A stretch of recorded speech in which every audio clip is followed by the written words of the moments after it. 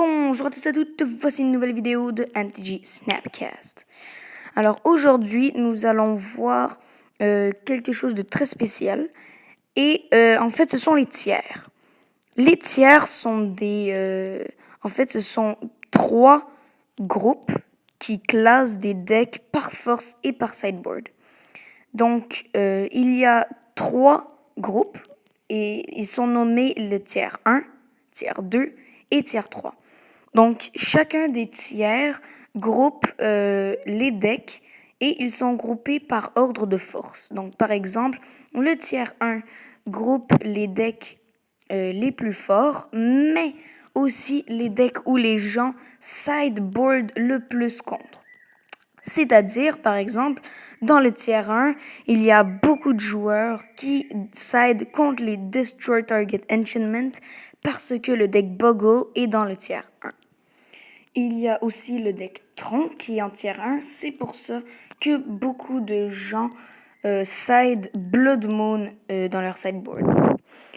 Ensuite, sur quoi sont basés les tiers? Les tiers sont basés pas par Wizard of the Coast qui a choisi que, par exemple, Tron était dans le tiers 1.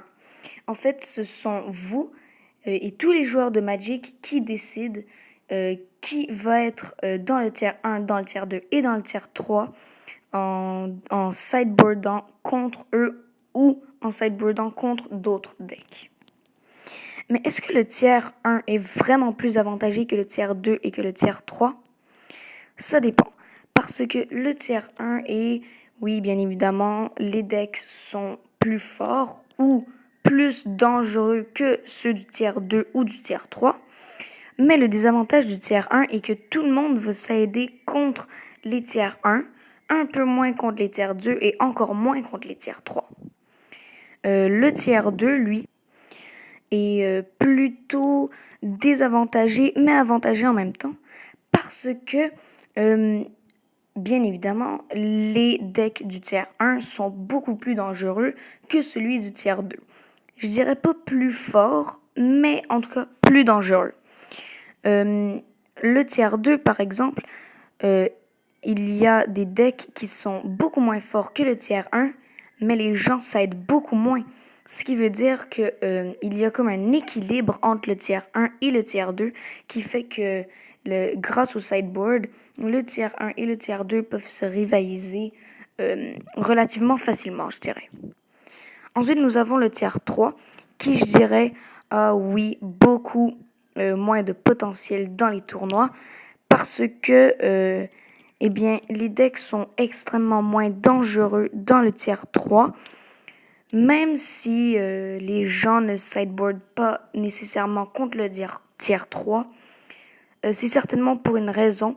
En fait, c'est parce que les decks du tiers 3 sont vraiment beaucoup plus désavantagés et que les decks du tiers 1 peuvent vraiment détruire les tiers 3 sans que les tiers 3 ne puissent rien faire.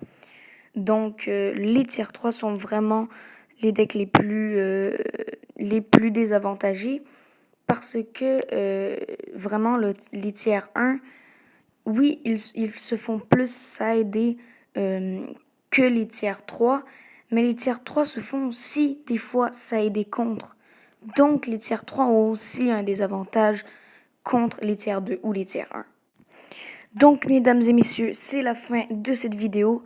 C'était une vidéo très courte, mais je voulais vraiment vous expliquer ce qu'était un tiers, les avantages de chaque tiers, les désavantages aussi de chaque tiers. Et vraiment, je voulais que vous reteniez ce qu'était un tiers si vous ne saviez pas ce que c'était. J'espère que vous avez aimé la vidéo. Je crois qu'elle vous a vraiment aidé à comprendre ce qu'est un tiers. Et on se revoit pour une prochaine vidéo. Allez, à bientôt.